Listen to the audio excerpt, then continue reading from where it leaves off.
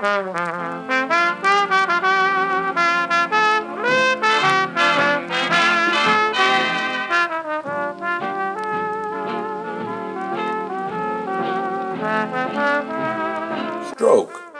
Remember the first three letters of the word stroke.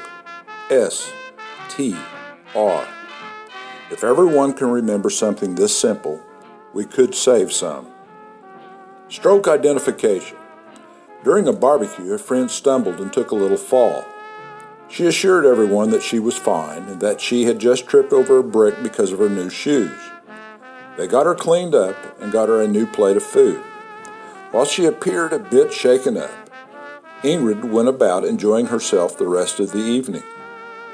Ingrid's husband called later, telling everyone that his wife had been taken to the hospital. At 6 p.m., Ingrid passed away. She had suffered a stroke at the barbecue. Had they known how to identify the signs of a stroke, perhaps Ingrid would be with us today. Some don't die. They end up in a helpless, hopeless condition instead.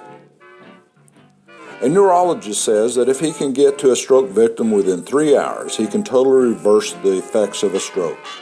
Totally.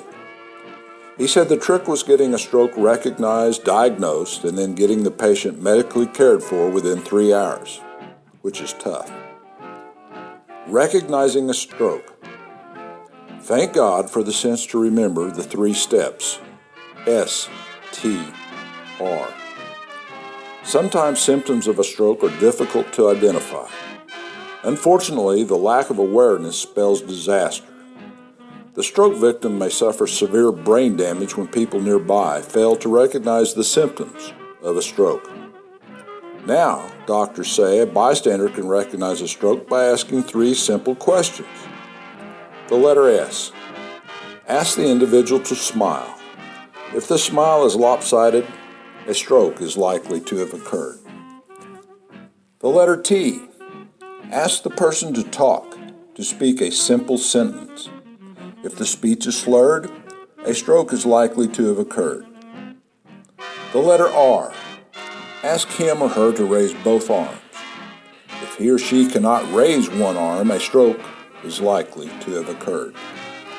Note, another sign of a stroke is this.